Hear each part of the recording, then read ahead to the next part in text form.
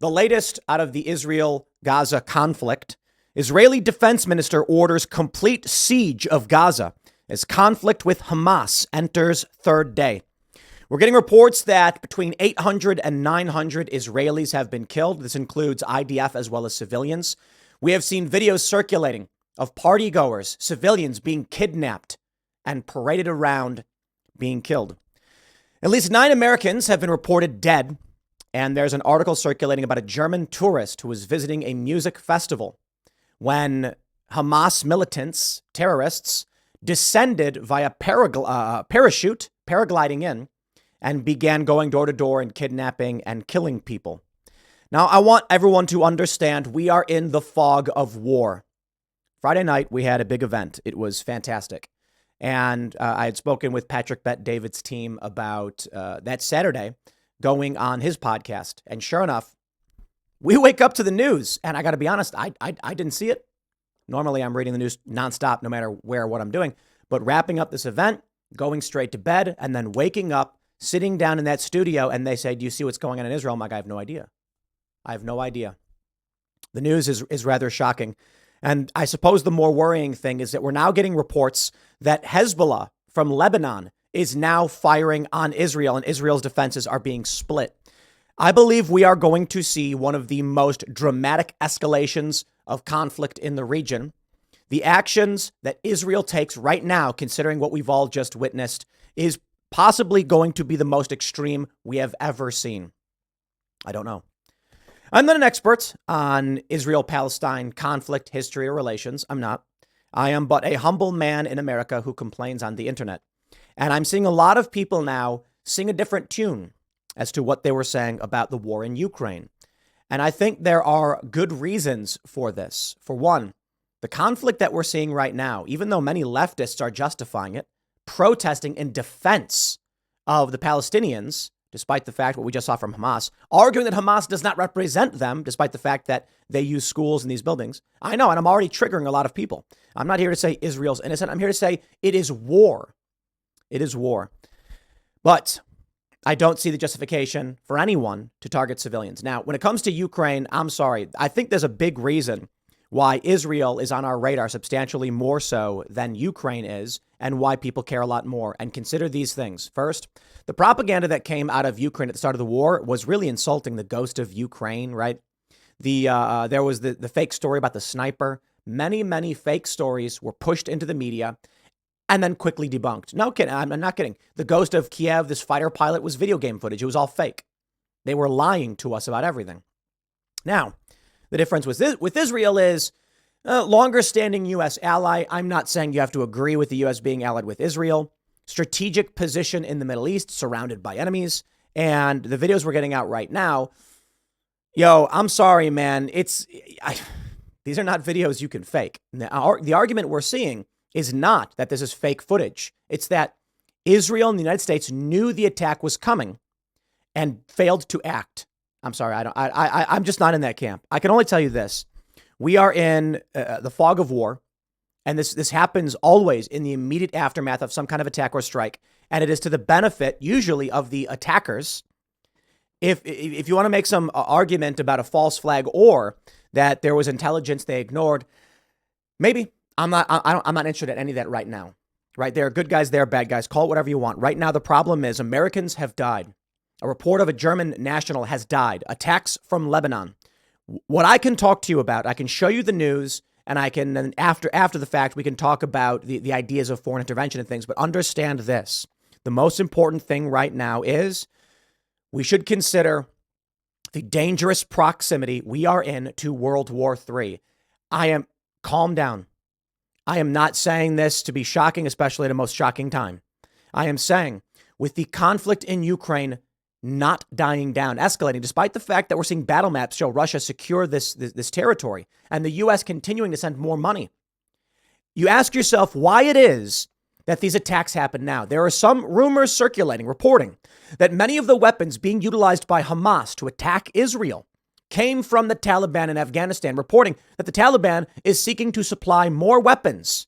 These are weapons that the U.S. left behind, and it is not an accident. It was a failure of the Biden administration to secure our resources in Afghanistan, we should not have been over there in the first place, which goes into my arguments against foreign intervention. Now we're going to see, because of this, because of these failures, demands from many people, neolibs, neocons, establishment, and many conservatives, you betcha, they're going to be saying we must act to defend Israel. There are a lot of questions around that, but what I can say beyond your opinions on the matter, for one, I'll say it a million times. I am like 80 to 90% anti-intervention. I have never been an absolutist against intervention. I am typically and mostly, for a lot of reasons, opposing of intervention. But I'm not so blind to think that there aren't reasons sometimes that we intervene in foreign affairs, depending on how it affects us and other parts of the world. There are questions around it. I suppose the issue we must ask ourselves is that with the war in Ukraine, is Hamas making these moves because they know the U.S. is fractured? They know that we are divided and preoccupied. They know that we are split right now over what's happening in Ukraine and fearful of what happens with Taiwan. Moves now being made in the Middle East, destabilizing the region. With if these reports are true coming from the IDF, I have no reason to believe they're not, that Hezbollah from Lebanon is now firing into Israel. If the moves being made by Afghanistan are reportedly true, we are facing the prospect of a legitimate shot heard around the world, World War III. You know, I know a lot of people don't want to hear it. A lot of people don't want to talk about it. But dude, when you are looking at active war in Eastern Europe, war kicks off in the Middle East, and we have already been having China flying and invading Taiwanese air defense. Fine, say we're not there, but understand there will be no moment in our lives where we simply say that's World War III. It will be only through the history books when they say this is when it truly started. When Archduke Franz Ferdinand was shot, nobody said, this is it, this is World War III. No, one at a time, treaties kicked in, and eventually everyone was fighting, and they called it the Great War. And they didn't even call it the Great War right away. Same thing for the Civil War. It took a while before they called it war between states. They called it a rebellion, and it wasn't until, I think, a year or two in. Understand the context of history, with conflict erupting now between Hezbollah, Hamas, and Israel, with reports that Afghanistan, the Taliban, are seeking to aid and supply Hamas and may be getting access through Jordan. This could be a dark start. When it comes to World War II, we call it World War II. But Hirohito was doing his own thing with the Japanese Empire, attacking Southeast Asia. Hitler was doing his thing in Europe, but it was a world war because there was massive and major conflict. And of course, the Axis powers, we call them, were aligned. They did have their own agendas. And thus, the U.S. is dragged into this war based on Japanese actions. But I'm not a World War II history buff either. But my understanding is that Hitler and Hirohito, I don't think ever actually strongly interacted. It's just, the world was at war. I got to breathe through some of this news. I'm not going to show any of the graphic footage. But my friends, what's happening in Israel is something that me and several other journalists we had been discussing 10 years ago. Something called Protective Edge in 2014. They called it the 2014 Israel, Palestine war, whatever, Gaza war. And the concern was that if when these attacks are made from Gaza, and this is typically how it goes, Gaza will fire a bunch of rockets into Israel. The Iron Dome will intercept. Israel that will then retaliate, taking out the structures in which these attacks were made from. The problem is Hamas uses civilian targets as bases of operation. The left in the United States has been protesting in support of Palestine, arguing they're not supporting Hamas. The only problem is, look, Hamas is powerful and in control and operates from this region. And you can make all the arguments you want that the civilians don't want it. And I don't want to see any civilian die in a conflict. But if there are rockets flying from Gaza, you can argue that the civilians had nothing to do with it. But what is the response of Israel going to be? I don't care what your opinions are on who is right or who is wrong. There's a logic here. It doesn't matter who you are, where you're from. If rockets come from a target, the target's going to get obliterated. Let's read the news. Israeli defense minister orders complete siege of Gaza as conflict with Hamas enters third day. Israel's defense minister ordered a complete siege. Now, I said it earlier, but I'll say it again. This could be the most extreme action we've ever seen. In fact, it could theoretically be the end of Gaza. Yoav Gallant said on camera that Israel would halt the supply of electricity, food, water, and fuel to Gaza. I have given an order Gaza will be under complete siege. We are fighting barbarians and will respond accordingly. Israel has retaken control of all communities around Gaza, and there is no ongoing fighting between Israeli forces and Hamas militants inside Israel. The Israeli military said on Monday, following continued assaults by both sides. The announcement by Israeli Defense Force spokesperson Rear Admiral Daniel Hagari came more than 48 hours after Hamas launched a surprise assault with thousands of rockets and sent armed fighters into Israel. I'll show you the paragliding here. Israel on Sunday formally declared war on the Islamist militant group Hamas after its fighters launched an unprecedented attack that has so far killed more than 700 people in Israel. I believe the reporting right now is up to 800 or 900. And I want you to understand as well, this is from an hour ago. I think they may be wrong about, I'm pretty sure fighting is still ongoing. The announcement by IDF spokesperson Rear Admiral, etc. Israeli jets continued to bombard the Palestinian enclave of Gaza on Monday as the war entered its third day. Israeli strikes in Gaza have killed at least 493, including dozens of children, and has left 2,651 injured, according to the Palestinian Ministry of Health. An incursion by Gaza militants of this scale has not been seen in Israel since the nation's founding in 1940, which is why I say the actions taken by Israel now may be the most extreme we have ever seen. As of yesterday morning, the Times of Israel was reporting Hezbollah fires mortars at Israel. IDF strike hits tent on Lebanon border in response. Iran-backed terror group announces its targeted Israeli military sites in the Mount Dov region in solidarity with Hamas. Attack on the south. No reports of injuries. We are also we're getting a lot of information that's still coming in about politics in the United States that I want to be careful on. Reports that the U.S. unfroze $6 billion, that Iran said they would use the money however they wanted to.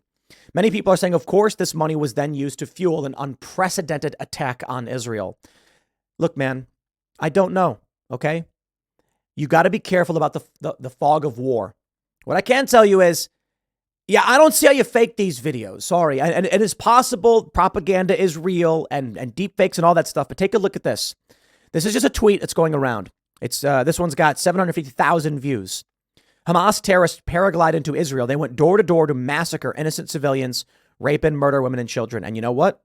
I'm sorry. I believe it. It's not the paragliding. I believe the paragliding happens. Come on. Paragliding is not the most complicated thing in the world. But going door to door and killing civilians, we've seen videos of this.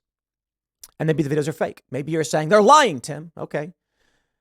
But I've talked to left-wing activists. I have seen them protest for Palestine and Gaza, and I have heard their arguments. I'm sorry, but they lie.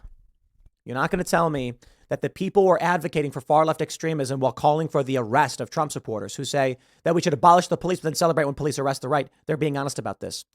When I was at, say Occupy and there's other left-wing protests, what they argue is there are no innocent people in the conflict. They argue that Israeli civilians are an occupying force and they themselves, whether militants or otherwise, are actively oppressing the Palestinian people. I'm not saying that everyone in Palestine or every person believes that. Because what you in response to this, you'll get people saying, well, that's only some people. Fine. But are those some people taking guns and going and kidnapping and massacring civilians? The answer is yes. I'm sorry, but it is. So take a look at this video. We'll play this for you. This is people didn't realize what was happening. As people were paragliding, militants and terrorists. And I'm seeing some people say, don't call them militants, call them terrorists. I'm like, bro, you can call them both, right? They are attacking Israel. It is military action. And it is a terror campaign to shock and terrify civilians. People were just filming as these people were paragliding and they had no idea what was about to happen. Hamas terrorists sail into Israeli territory using motorized paragliders. There's videos. They're on these paragliders.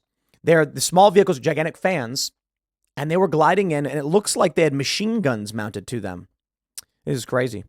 Israeli Defense Forces, in response to a Hezbollah attack from Lebanon into Israel, IDF artillery struck targets in the area. Understand this. My understanding of this, I should say, is that this is not the most uncommon thing, right? Hezbollah fires into Israel quite a bit. The IDF has taken preparational measures for this type of possibility. Fox News reporting Israel at war with Hamas after surprise attacks, at least 800 Israelis dead. Hamas has launched the biggest attack on Israel in years, killing at least 1,100 and wounding more than 2,000 with a barrage of rockets as gunfights are reported in Esterat probably pronouncing it wrong, Sderot, and other cities in southern Israel. Again, I know more about Ukraine. I've actually, I have been to Ukraine. I've been to Israel, been to Ukraine like 3 or 4 times, and have spoken more to people about what was going on in Ukraine and read substantially more about that as opposed to Israel. The Israel-Palestine conflict has been so complicated and well beyond my lifetime. Granted, there's a lot going on with Ukraine, of course, well beyond my lifetime as well. But yeah, I know I don't know as much. What I can say is there's calls and cries of hypocrisy because there are people on the right who are all of a sudden saying, look at these videos, look what's happening in Israel. We have to defend Israel and et cetera, et cetera. And then, many people are wondering why it is that many people on the right are believing instantly every single video, despite what we saw in Ukraine. And now, right. They rejected the funding going to Ukraine. They say, I don't care about these videos. Ukraine is not America. But then Israel, I have a simple answer to this. Morality and moral lines. It has nothing to do with principle, and it hasn't for a long time. I made this point a long time ago. The idea that we would be opposed to funding war or defense in other countries is not an absolute position for anybody.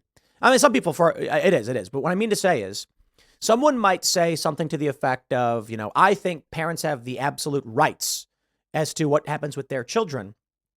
And then there are, right, like parental rights and education. It gets split between vaccination and between, child sex change operations and things like this. What I try to explain to people is it's not so much about parental rights. It's about moral lines and what we accept as a society. That is to say, do the parents have absolute right over what happens to their kids' health? Do you think the answer is yes or no? When it came to the issue of, like, say, vaccinations, people said the parents should be the ones making the choice. And the schools shouldn't force the kids or get it done in secret. What about child sex changes? The parents should make the choice. The left would argue the inverse. They would argue simultaneously the parents have the rights the right would argue the parents don't have the right. They have the right to knowledge about what's happening in their school. But the left would argue the parents have the absolute right, meaning if they think their kid should get a child sex change, it should happen. Now, there's a conflict here. In which instance do parents have the absolute right? People on the right would argue that if a parent tried to intervene to give a child a sex change, the parents are wrong and the state should intervene, in which case the parents don't have absolute right over the health of their children. Not every libertarian feels that way. Many libertarians simply say, yes, the parents should have their right. I bring this up to say it is not about the surface level. You need to understand the arguments individual makes and what their moral line is. When it comes to the issue of what's happening in Israel, we have stories like this. Crowds rally in D.C. to stand in solidarity, pressure U.S. after Hamas attacks on Israel. I think I have this tweet here. NYC DSA. This was actually over the weekend. This was on the 7th. They said tomorrow, October 8 at 1 p.m. in Times Square in solidarity with the Palestinian people on their right to resist 75 years of occupation and apartheid. This is what AOC represents. She's a card-carrying member of the DSA. Hamas, well, I don't care what your moral position is, if you like them or don't, whatever. They kidnapped and killed civilians as a means to an end. I think that's evil. We have a thing called war crimes. We try to make sure we're targeting not civilians, but military targets and strategic infrastructure when it comes to war to avoid what's called collateral damage. What Hamas did was direct assaults on people. That's why we call it terrorism. This is what the left represents. Sorry. Look, we can make all the moral arguments in the world as to our positions. But right now we have American tourists, dual citizens. We have foreign tourists are being killed in Israel. And then this brings up the question of our position on foreign aid. I am 90% anti-intervention. I think Vivek Ramaswamy was making the point that Israel needs to get to the point where it's it's defending itself. We are not providing for their military and dumping billions of dollars into this nation. But once again, Israel, like Afghanistan and South Korea, many other countries that we've had military presence in, the idea is to secure some form of constitutional Republican, well, I should say neocon view because, neoconservative, it's not like what the founding fathers are trying to make. But the idea is to Americanize a part of the world, plant the seed and then defend it. South Korea, of course. South Korea is doing great. They've got constitutional rights. They have it is not too dissimilar to the United States. And that is nation building. And it makes you think they're living way better than what North Korea is. Afghanistan was another attempt at this nation building. Iraq, of course. For what reason should the U.S. be engaged in nation building? To spread influence, to make people think the way we think, to make them live the way we do, so they adhere to our way of life, they adhere to our petrodollar system, etc., etc. Israel is a beacon of light in an otherwise terrifying Middle East authoritarian, religious fundamentalist, etc. But that doesn't mean I believe the U.S. should be the world police. I believe there are substantially better arguments for supplying and defending Israel than there are for Ukraine. And if you are someone of the position of anti-intervention, and now when it came to Ukraine, you said we shouldn't be spending money in these other countries, then when it comes to Israel, like we must defend Israel, I'm like, you better articulate your arguments. I'll give you a minute to make your argument as to why you support intervention in one place and not the other. But I think there are legitimate reasons. And my point ultimately in this is I'm not going to fall for these stupid arguments where it's like, I thought you said no funding for this country, but now you want funding for this country. Dude, they're not the same country. Completely different conflicts. And it's a question of, do you support or oppose intervention? For instance, my friend Cassandra Fairbanks, she is anti-intervention, and she is saying, don't fall for the propaganda. We should not be supplying funding to these other countries. It makes no sense. Totally understand the position. I fall mostly in that camp. But I can tell you this. When it comes to Israel, I'm a bit more lukewarm. I understand why we provide funding to Israel. Many people said, explain to me why Israel is an important ally to us. I don't think you can, blah, blah, blah. No, there are a lot of reasons why you can. Look, when it comes to Eastern Europe, we have NATO. Ukraine makes no sense for us to be involved in. It is a corrupt state. It is basically territory. They call it the Afghanistan of Europe. It would make sense that we're trying to basically make a block out of Europe. And so securing the territory of Ukraine is just more conquest. And then we can start to nation build there and make them fall in line. But they're not an ally of ours.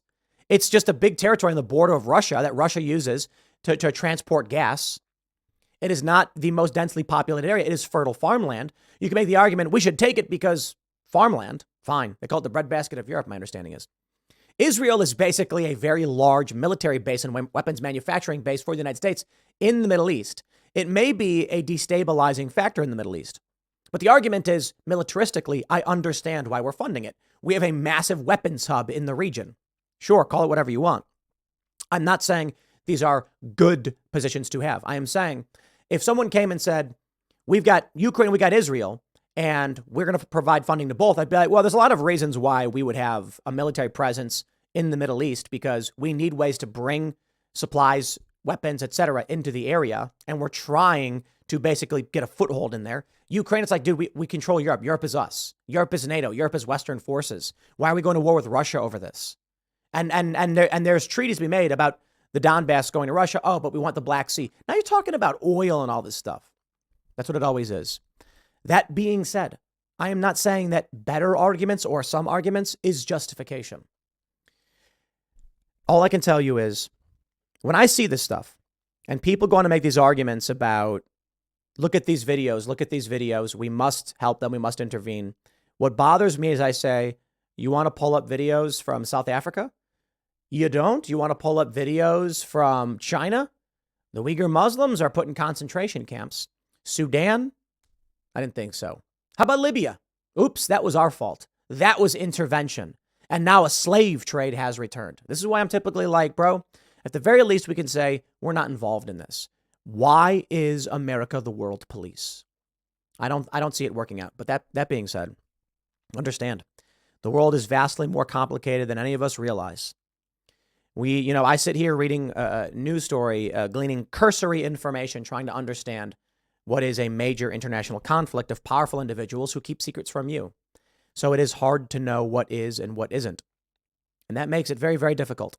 But because of that, I typically say you've not justified why we are actively engaged in conflict in these regions. And so I typically say, I don't want to be.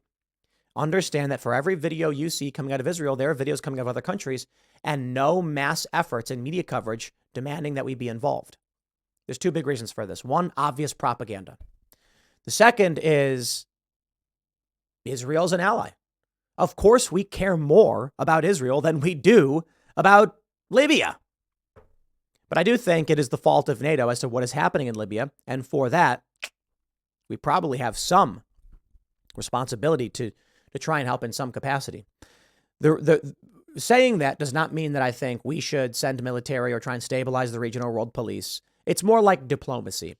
But I will not make, I cannot abide this, 30, 40 years ago, we did a thing and now the children must keep paying for it. I think at a certain point, we just say like, hey, maybe we secure our borders, get rid of these bunk ass, these like TPP, these terrible trade agreements, which subjugate the United States, bring back our manufacturing, secure our borders, and lead through strength and not through the barrel of a gun pointed at the heads of everyone else. What I mean by strength is showing people that what we do works, we're successful, we're wealthy, trade, produce things that they want, and be that shining city on the hill. Instead, what we get is a failing country. It is a failing country. It's split down the middle. It's facing internal conflict. People are fighting each other in the streets in D.C. over this. Security is heightened. You've got a porous border. People are pouring through. Eric Adams literally saying the border should remain open. What? Remarkable.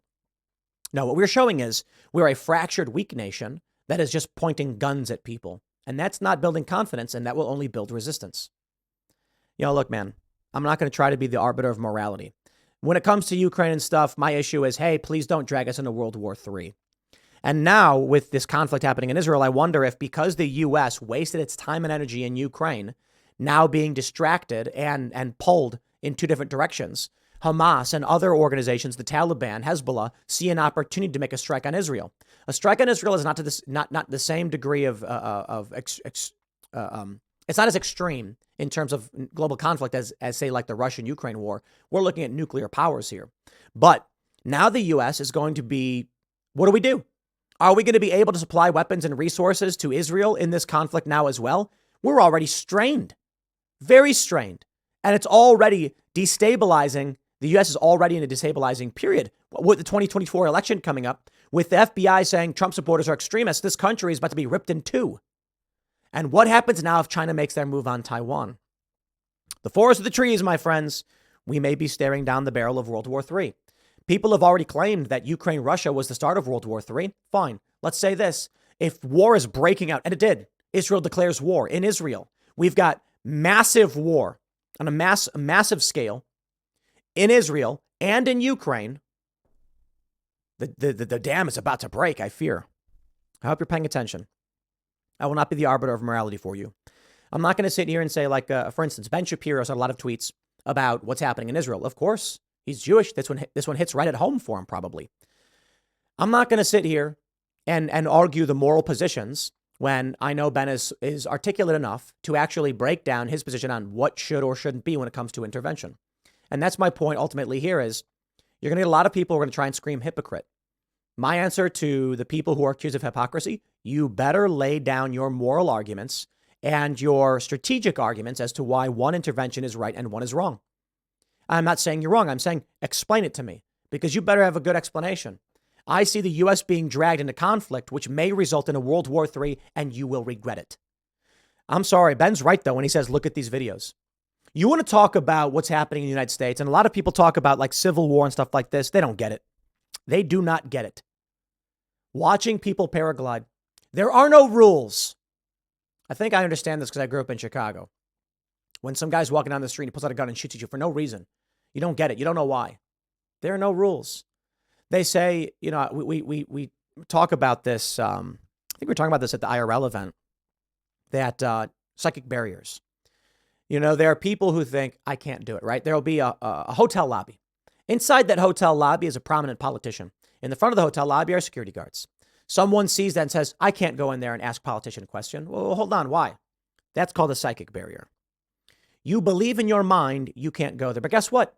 If you walk up to that door, that security guard might just open the door for you. Don't make the assumption you can't be there. No, you walk up and just walk in. Security guard doesn't mean no trespassing. A no trespassing sign means no trespassing. But even when it says no trespassing, doesn't mean it's not open to you. You don't know. You try and walk in, security guard says, I'm sorry, this is a private event. You can't come. You say, oh, okay. But for a lot of people, they see that and they make assumptions. Psychic barriers, my friends. We can't perceive what could be or what would be. So I just bring that up and I say, be careful about where we're headed. Understand that the only real law is natural law. That is to say, you can't fly with your arms. You can fly by building a plane. You can build tools. You can't control the wind, but you can adjust your sails. We do not control reality, but we can adjust our positions through technology and through our actions. We can persuade and alter the courses of even great historical events. But I just say, understand this. This could be a dramatic escalation. So I hope for whatever it is you're watching or paying attention to, when we talk about getting emergency food, when we talk about getting supplies, it is because of these things. I hope this calms down quickly, but I fear because of what's happening in Ukraine, it won't. And the scary thing is this whole region, it's all interrelated. It really is. Syria, into Turkey, into Ukraine. Man, this could get bad quick. All right, I'll leave it there. We're going to have more updates throughout the day, more stories coming up. Hit the like button, subscribe, all that stuff. Thanks for hanging out, and I will see you all at 1 p.m.